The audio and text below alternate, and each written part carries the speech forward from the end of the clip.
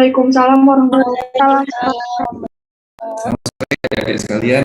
Mohon maaf ya, ini tadi saya sudah dari jam 4 soalnya, tapi karena belum mendapat kode ya dari dosennya, jadi belum bisa.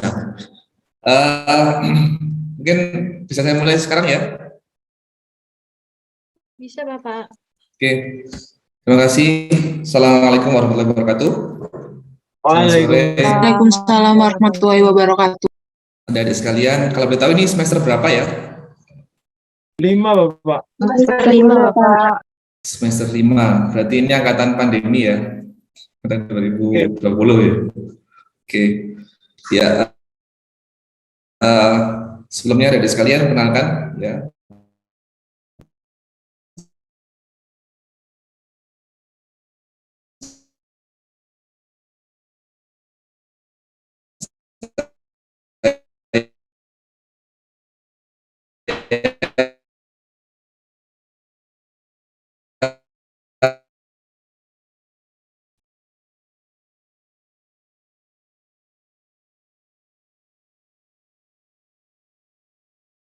Mungkin adik sudah tahu di Lawang ya, dan kami sekarang juga memegang untuk pabrik infusion set. Jadi apoteker adik sekalian itu punya banyak sekali kesempatan untuk bisa berkarya ya, tidak hanya di industri farmasi namun juga bisa di industri alat kesehatan, karena di industri kesehatan itu juga membutuhkan penanggung jawab juga seorang apoteker ya.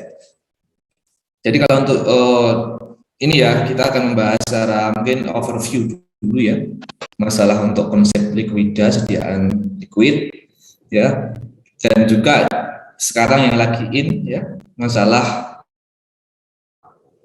EG ya, ethylene glycol sama DEG. Mungkin nanti kita akan bahas ya dari kacamata seorang apoteker industri. Karena kami di industri, maka saya akan membahas masalah aspek keindustrian, bagaimana kita bisa membuat sediaan yang aman sesuai dengan regulasi, seperti itu. Dan di sini konsepnya dari sekalian ada diskusi ya bersama. Oleh karena itu, kalau nanti ada pertanyaan yang diajukan langsung ditanyakan, tidak ada sesi istilahnya tanya jawab ya, langsung pada saat kami menyampaikan materi ya, silakan nanti sampaikan apa yang menjadi pertanyaan dari adik-adik sekalian ya. Oke, kita outline kita ya untuk hari ini. Kalau nanti cukup waktunya ya, ini kan saya maghrib, jadi semoga nanti bisa sampai paling nggak jam 5/4 lah untuk penyampaian materi ini. Yang pertama kita akan overview sediaan liquid ya, sediaan liquid utamanya yang pada saat ini kita akan membahas satu saja, yaitu larutan. Nanti mungkin ke depan untuk pertemuan selanjutnya kita akan membahas yang lainnya gitu ya. Selanjutnya kita akan bahas masalah alat kerja pengembangan produk di industri. Jadi bagaimana R&D itu bekerja. Utamanya kami akan membahas yang terjadi di pabrik kami di PT Tujuh Indonesia, bagaimana alur untuk pengembangan proses produksinya ya. Yang ketiga masalah validasi dan juga konsep dari QBD atau Quality by Design. Kita bagaimana mendesain sebuah produk itu diawali dari kualitas dibentuk dalam produk kita, seperti itu. Kami di Osuka juga diamanai untuk megang pabrik ya, pabrik untuk small volume parental. Mungkin dari praktisi lain yang mengajar adalah Pak Angga mungkin ya, di praktisi yang mengajar, tapi saya nggak masuk ke program itu. Beliau juga teman saya satu angkatan ya, di Widatra, sudah banyak dijelaskan oleh beliau. Nanti mungkin ke depan saya juga akan menyampaikan masalah sistem critical industries ya. Jadi bagaimana sistem penunjang kritik dari industri itu bekerja. Jadi di industri tidak akan bisa berdiri tanpa adanya sistem tata udara yang baik, yang pertama itu. Yang kedua adalah tidak akan bisa tanpa adanya sistem pengolahan air yang baik. Jadi ada sistem tata udara, ada sistem pengolahan air, juga ada bagaimana membuat udara tekan ya, kompresor dan juga steam atau uap panas ya, seperti itu. Dan yang terakhir adalah stability study. Ini referensi materinya dari sekalian. Kita kalau di industri tidak lepas dari yang namanya kompendia ya.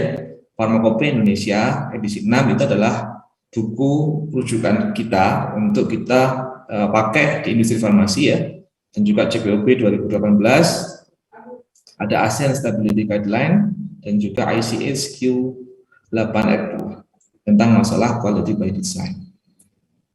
Ya. Ini overview sekilas ya. Saya kira teman-teman sekalian, adik sekalian sudah pernah diajar oleh dosennya ya.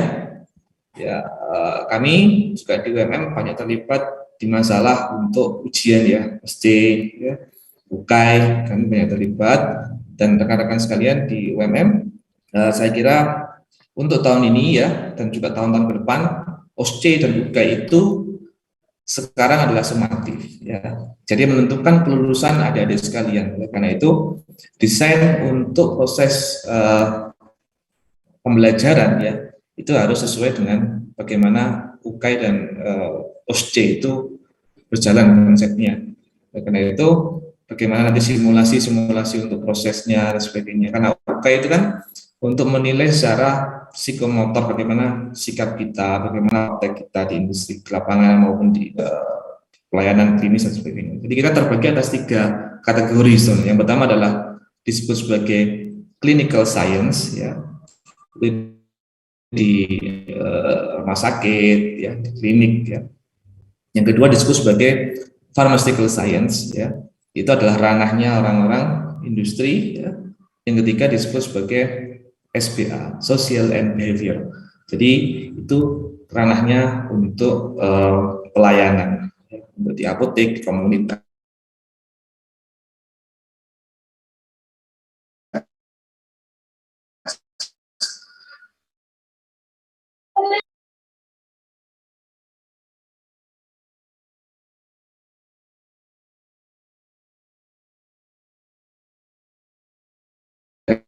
Harus dibekali dari 3 macam, harus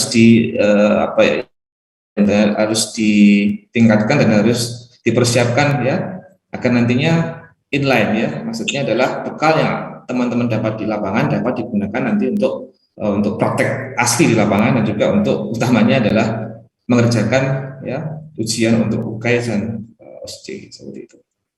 Ya, kita untuk persediaan cair liquida, maka yang pertama yang paling umum ya, yang paling umum adalah larutan ya. Nah, larutan itu adalah sistem satu fase dengan bahan aktif berbentuk molekuler, tidak bisa kita lihat dengan mata telanjang ya. Yang kedua adalah sistem yang disebut sebagai suspensi, terdiri atas 2 fase, yaitu fase padat yang terdispersi dalam fase cair, seperti itu. Fase padatnya tidak larut dalam fase cair. Yang ketiga adalah emulsi, mungkin sudah pernah belajar ya masalah emulsi. Jadi sistem ini adalah sistem yang mempertemukan ya antara 2 bahan yang tidak saling bisa ketemu gitu ya. Ada fase oily phase, ada juga disebut sebagai water phase ya. Jadi ada 2 fase minyak dan fase air yang saling campur, di mana kedua fase ini diikat dengan sebuah pengikat yang disebut sebagai emulgator, seperti itu, emulsifying agent. Ya. Fase terdispersi ini dalam bentuk tetesan-tetesan yang halus atau disebut sebagai droplet pada fase pendispersi.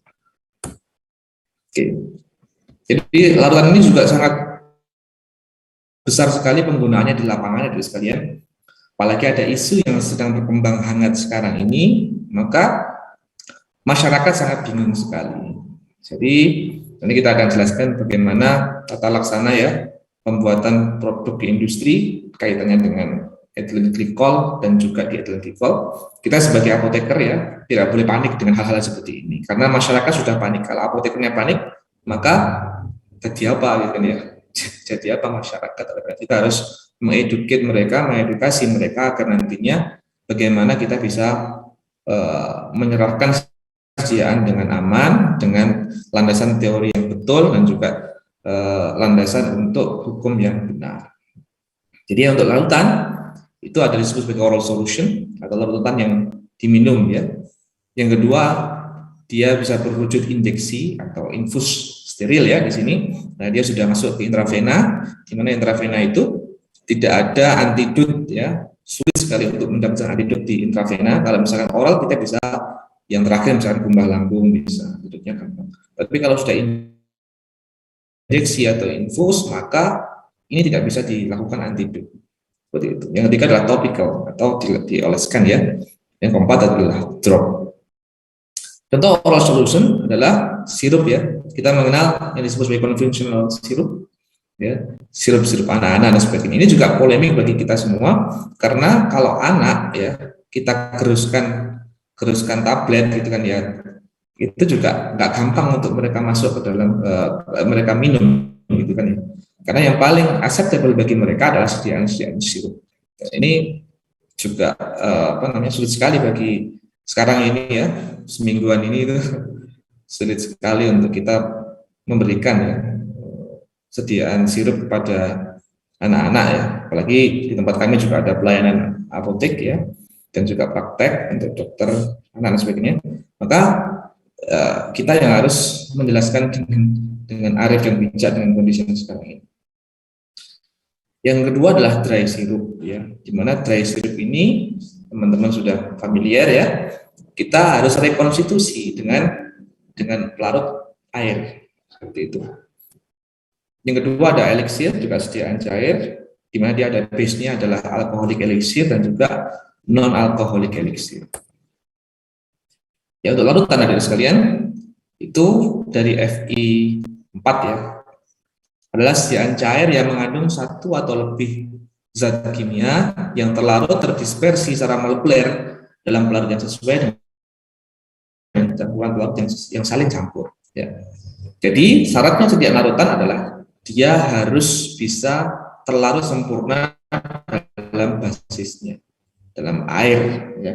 Dia harus bisa terlarut sempurna dengan bantuan kosolven maupun tanpa bantuan kosolven. Itu adalah konsep dari larutan. Dan spesifikasi larutan itu haruslah jernih. Jernih dalam hal ini bukan berarti tidak punya warna ya. Enggak. Jadi sirup bisa berbagai macam warna, tetapi kejernihannya itulah yang menjadi spesifikasi dari produk kita adalah jernih, ya, transparan. Jadi kita bisa melihat di sana ada partikel atau tidak, sebagainya. Partikel asing maksudnya. Ya. Yang kedua adalah oral solution, adalah sediaan cair yang dibuat untuk pemberian oral mengandung satu atau lebih zat dengan tanpa bahan pengaroma, pemanis atau pewarna yang larut dalam air atau campuran larut kosolven air. Jadi dari sekalian bahan-bahan baku ya yang dia tidak bisa larut dalam air atau sukar larut dalam air, maka kita harus menambahkan yang disebut sebagai kosolven. Jadi kosolven yang banyak digunakan di industri farmasi ya untuk sediaan sirup, suspensi dan sebagainya adalah kosolven yang sekarang menjadi polemik ya. Kita ada yang disebut sebagai propylen glikol ya. Yang kedua disebut sebagai polyethylene glikol ya. Setelah itu ada yang namanya untuk pemanis ya, ada yang namanya sorbitol. Ada juga gliserin dan sebagainya. Itu juga disebut sebagai kosolven untuk sediaan kita di industri farmasi. Dan ini bukan hari ini saja, tapi berlangsung sudah sangat panjang, sangat lama sekali kita menggunakan yang disebut sebagai kosolven ini. Ya. Larutan oral yang mengandung sakarosa atau gula lain dengan kadar yang tinggi disebut sebagai sirup.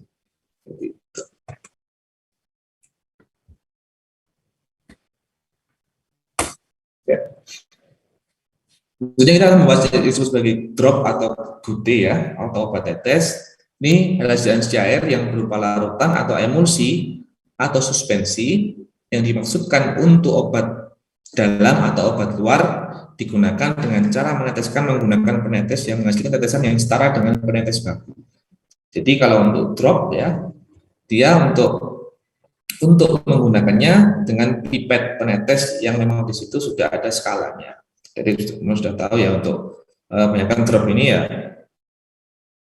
untuk bayi ya, untuk newborn ya, bayi itu kita menggunakan drop atau putih. Ada kita disebut sediaan elixir ya. Sediaan elixir ini ya contohnya adalah misalkan ini ya, sulfon dan sebagainya.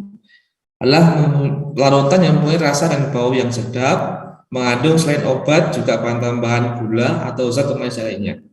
pewarna, pewangi, dan pengawet digunakan sebagai obat dalam. Kalau utama tadi yang disebut sebagai alkoholik elixir itu ya, itu digunakan etanol. Ya, sekali lagi etanol juga bisa digunakan sebagai kosolvent. Jadi untuk mempertinggi kelarutan obat. Dapat juga digunakan ya gliserol, ya sorbitol, dan propylenglikol. Ya, ini semua adalah zat-zat yang sekarang ya dipolemikan gitu ya. Gliserol, sorbitol, dan propylenglikol sebagai pengganti gula dapat ditambahkan sirup gula. Sekali lagi, kalau sediaan sirup ya suspensi yang basisnya cair semuanya, kita pasti banyak menggunakan yang disebut sebagai kosolvent atau bantuan ya, bantuan untuk melarutkan bahan aktif. Seperti itu. Jadi larutan ada sekalian itu adalah sistem dispersi yang homogen atau satu fase. Fase terdispersi disebut sebagai solut dan fase pendispersinya disebut sebagai solvent. Ukurannya itu kalau untuk molekulnya itu harus kurang dari 1 mikron gitu ya. Masalahnya dari sekalian untuk membuat larutan adalah yang pertama adalah kelarutan bahan aktif, ya. Yang kedua adalah stabilitas bahan aktif dalam bentuk terlarutnya. Jadi tidak semua bahan aktif itu dia mampu stabil dalam bentuk larutan dalam air, karena air itu dia adalah agen utama untuk reaksi-reaksi hidrolisa. Karena itu tidak semua bahan baku atau bahan aktif itu dia stabil dalam air. Ya. Itu juga berlaku pada sediaan-sediaan steril ya. Sediaan-sediaan steril ada yang dia wujudnya ya bentuknya adalah dalam bentuk cairan ya. Yang kedua dia bisa berbentuk sirup kering istilahnya itu, injeksi kering. Atau dengan teknik ya, kalau injeksi kering itu teknik untuk pembuatannya adalah setelah difiltrasi ya, filtrasi aseptik, dia di freeze drying atau dibeku keringkan ya, beku keringkan. Pada saat penggunaan dia baru direkonstitusi dengan menggunakan pelarut water for injection seperti itu. Bedanya dengan sediaan larutan ya oral, maka air yang digunakan kalau di rumah itu kan nggak pakai air biasa ya, seperti itu. Kalau untuk injeksi wajib menggunakan water for injection. Keuntungannya dari sekalian untuk sediaan larutan adalah bahan obat sudah dalam keadaan larut ya, sehingga bisa langsung diabsorpsi. Ya. Cara menggunakannya juga lebih mudah. Ya, akseptabilitas untuk anak-anak juga gampang gitu ya. Yang ketiga, sediaannya homogen sehingga keseragaman dosis terjamin, terutama setelah penyimpanan. Jadi larutan ini sekali lagi dia terdispersi ya secara mikroskopik ya di dalam air atau pelarutnya yang sesuai, sehingga dia homogen. Homogenitasnya tidak usah dikhawatirkan. Kalau kita persediaan suspensi ya, emulsi itu kita harus kocok dulu dan sebagainya untuk penggunaannya. Sediaannya juga segera terencerkan oleh isi lambung sehingga aman untuk obat-obat yang bersifat iritasi lambung ya, dan juga pengaturan untuk dosisnya lebih mudah. Kerugiannya adalah yang pertama adalah stabilitas bahan aktif. Sekali lagi untuk stabilitas ini ya, yang dia kering lebih tinggi daripada yang dalam wujud air ya. Jadi padatan dengan cairan pasti dia lebih stabil dalam wujud padatan. Ya, dan media reaksi kimia ya hidrolisa seperti itu. Dan juga air itu adalah media pertumbuhan mikroba yang baik.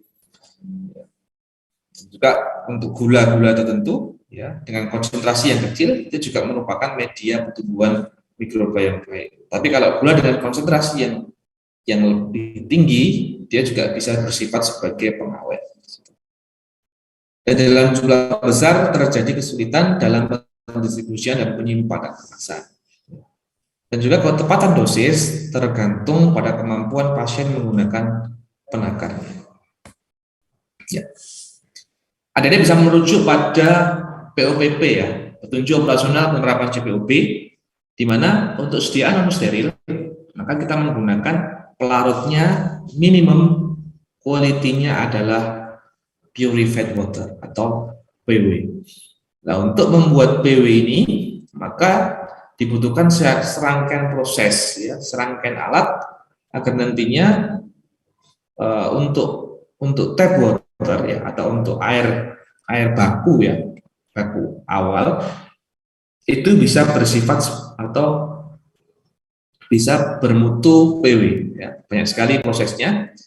Saya kira apakah sudah diajarkan sama dosennya ini untuk pengolahan air tadi? Apakah sudah ada materi pengolahan air? Halo? Halo? Sudah Belum, pernah dia? Pak. Belum, ya? Oke. Nanti ke depan mungkin saya tambah ya itu kalau ada waktunya, ya. Jadi untuk PW atau purified water ini itu adalah air yang sudah dilakukan treatment berbagai macam proses tahapan, ya, mulai dari demineralisasi dulu, ya. Setelah itu yang terakhir adalah kita harus menghilangkan ion-ion yang terkandung dalam air itu. Kita bisa menggunakan teknologi yang disebut sebagai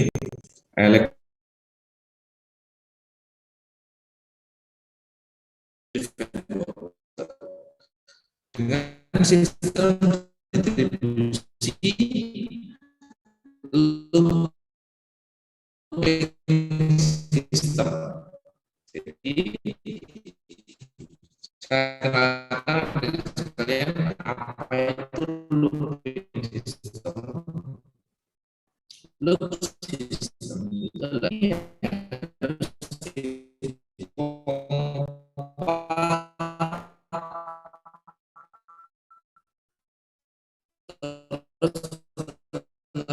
terus dalam sebuah sistem sehingga dia loop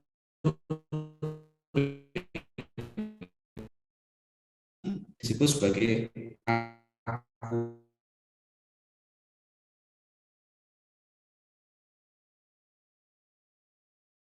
aqua destillata atau aqua destillata. Jadi kalau dari PW harus di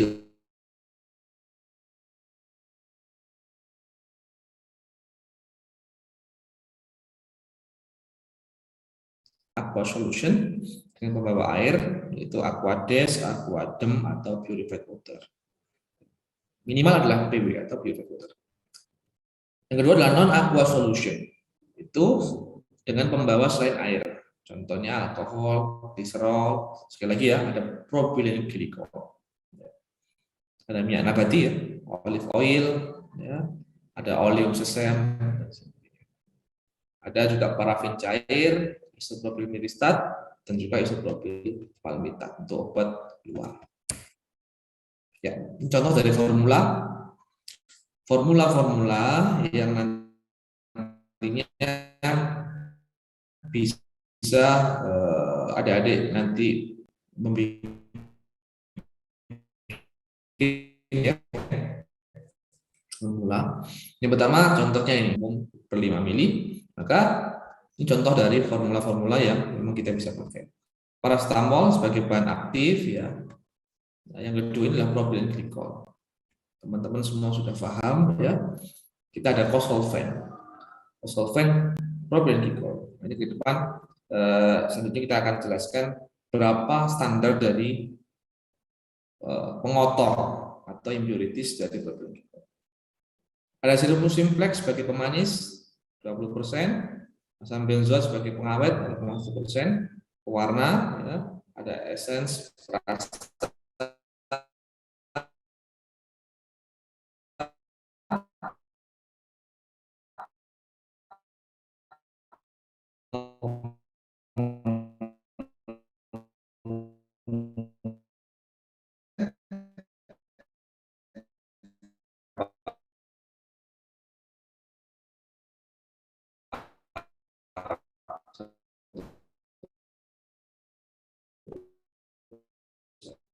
atau filling kopi.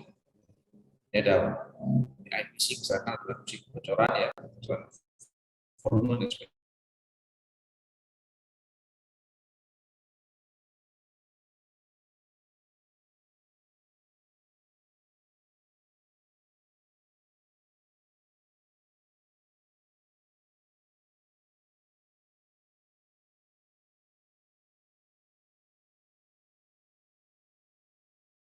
adalah yang kedua, kita bisa sesuaikan proses. Misalkan pada saat awal ya, permintaan belum banyak, kita jalannya satu shift, misalnya seperti itu ya, satu shift saja.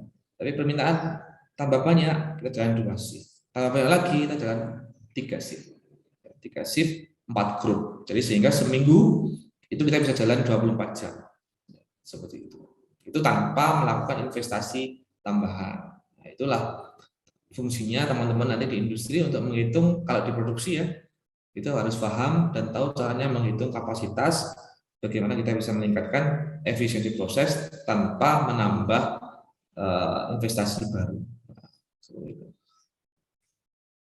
Ya, untuk mixing ada di sekalian, maka dilakukan sesuai dengan kaidah penentuannya.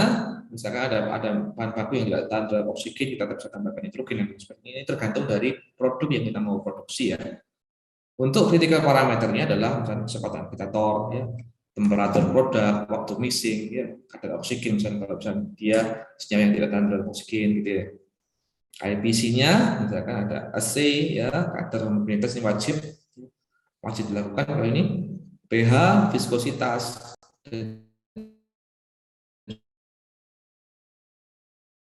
dan melting time.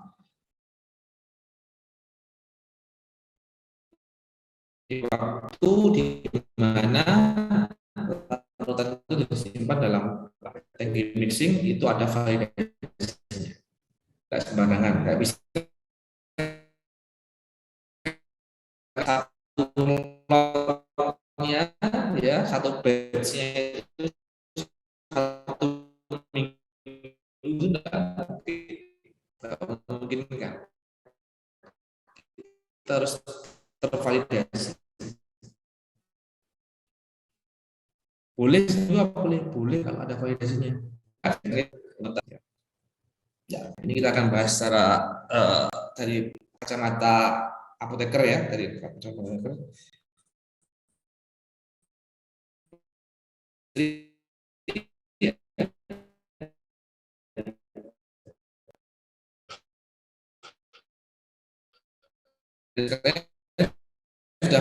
Sudah banyak beredar di WA grup ya, di media dan sebagainya bahwa ada cemaran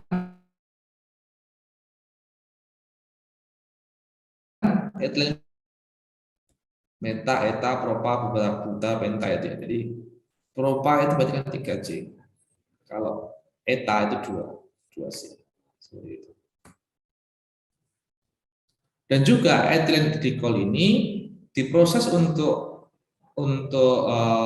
autoclave ya, autoclave menggunakan ethylene oxide yang dia banyak digunakan untuk alkes ya. Itu juga menghasilkan senyawa yang dia bereaksi dengan air menghasilkan ethylene glikol. Jadi ethylene oxide seperti ini. Ya. Setelah itu pada saat dia tambah air ya, H2O, dia akan terhidrolisa ya, menambah atom H di atom O ini menjadi etilen glikol atau 1,2 etadiol. Tapi ini dia bisa menjadi etilen glikol hanya kalau ada air di situ. Seperti itu. Dia digunakan untuk anti freezing. Kalau senyawanya murni ya. Ini adalah metabolisme dari etilen glikol sekalian. Kenapa kok disinyalir ya? Di situ menghasilkan senyawa yang berbahaya bagi ginjal karena ini adalah reaksi biokimianya. Jadi etilen glikol itu dia kalau masuk dalam tubuh ya, dia akan dimetabolisme oleh enzim yang disebut sebagai alkohol dehidrogenase gitu ya. Menghasilkan senyawa yang lebih toksik daripada etilen glikol. Disebut sebagai glikoaldehid ya. Glikoaldehid ini akan diproses lebih lanjut dalam tubuh kita ya, dalam tubuh manusia dengan menggunakan enzim aldehid dehidrogenase ya, menjadi glikolik asid. Glikolik asid ini nantinya dia juga akan dimetabolisme lebih lanjut menjadi oksalik asid. Oksalik asid inilah yang kalau dia ketemu dengan kalsium dalam tubuh kita, dia menjadi kristal kalsium oksalat, di mana kristal kalsium oksalat inilah yang terdeposit dalam ginjal, ya, dalam ginjal, sehingga menimbulkan kerusakan nefron-nefron ginjal yang menyebabkan GGA, ya, gagal ginjal akut. Ini bisa terjadi pada semua orang, ya, maksudnya dengan konsentrasi yang tertentu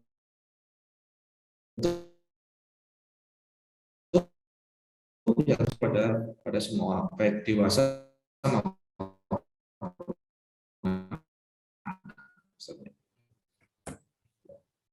dan pemerintah sudah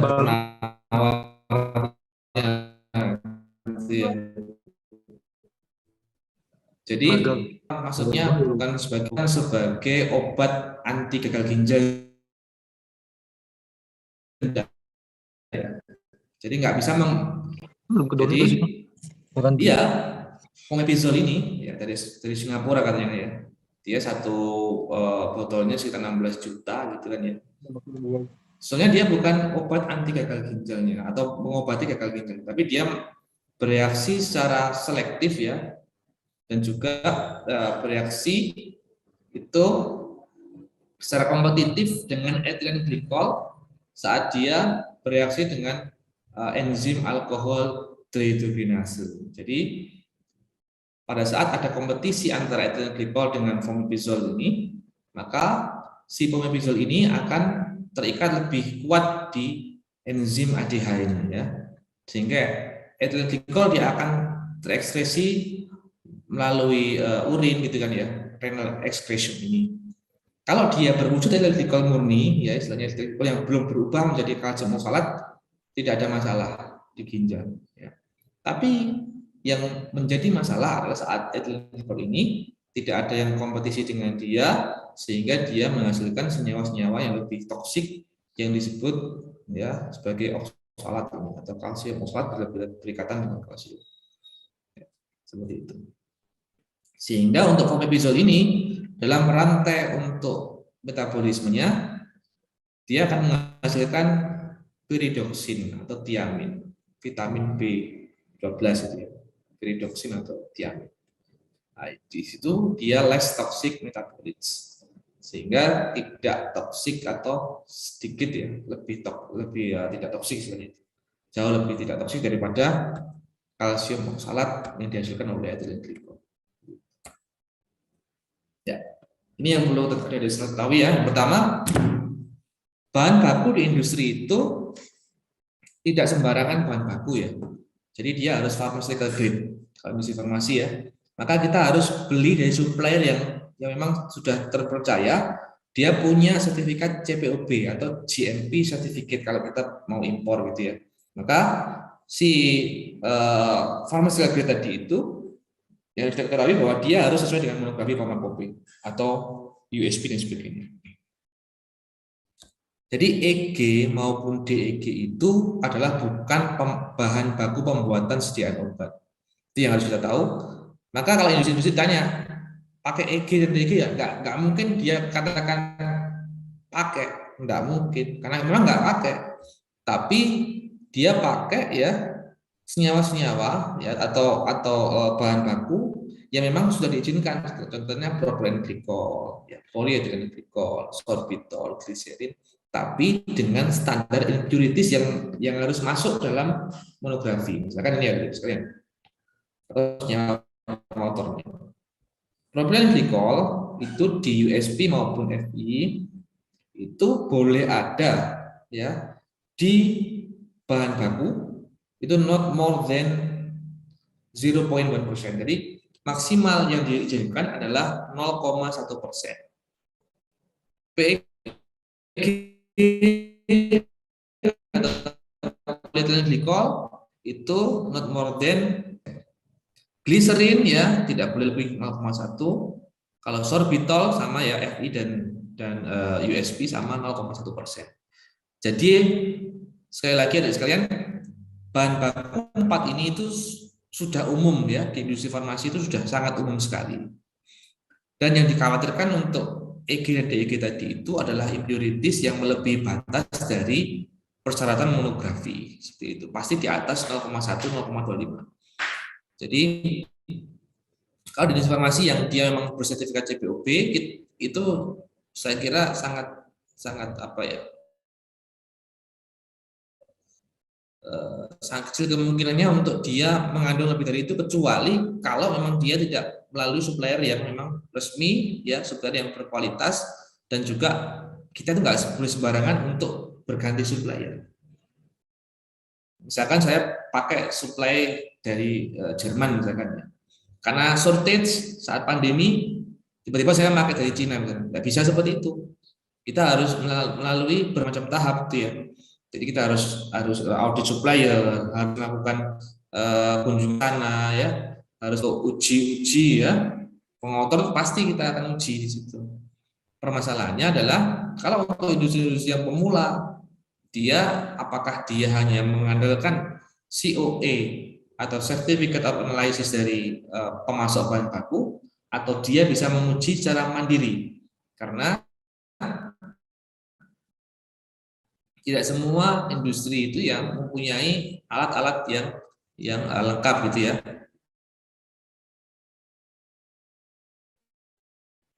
Kalau untuk EG sama DEG sudah bisa. Sekali lagi, EG dan DEG bukan senyawa yang digunakan secara obat, tapi dia adalah pemotor atau impurities. Industri harus punya ya grade farmasi yang dia harus kurang dari cemarannya, harus kurang kadarnya dari dipersyaratkan di monografi. Ya. Tadi ini ya, bahan bakunya harus pharma grade, dia harus keluar COA.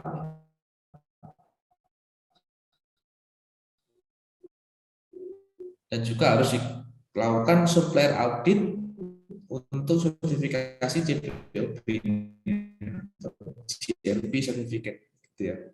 Kita nggak bisa nesting gimana kalau nggak ada alat.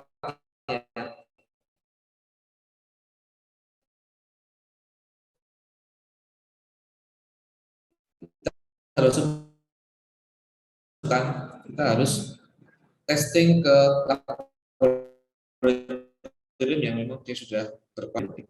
Kemungkinan terjadi di pasar apakah bisa? Yang pertama adalah ini hanya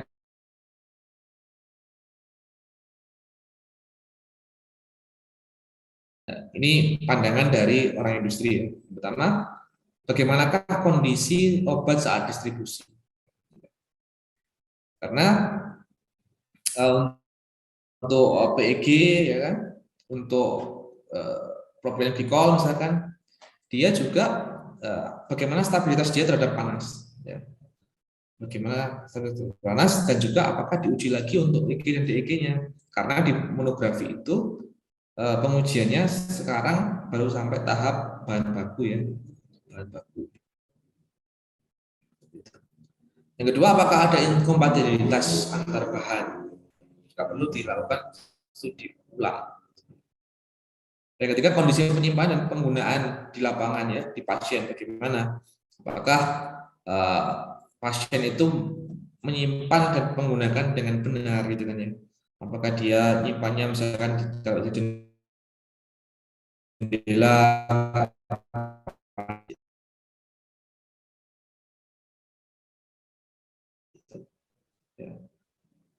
dan misalkan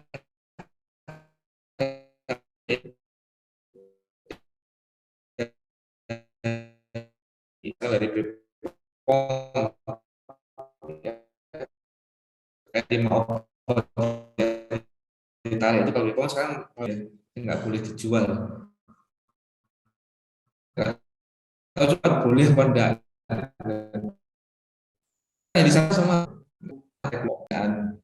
larutan yang sediaan liquid yang lain ya, secara apa namanya, detailnya seperti apa.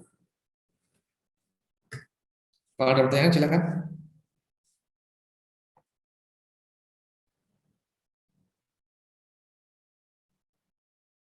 Halo, apakah sudah jelas untuk materi hari ini?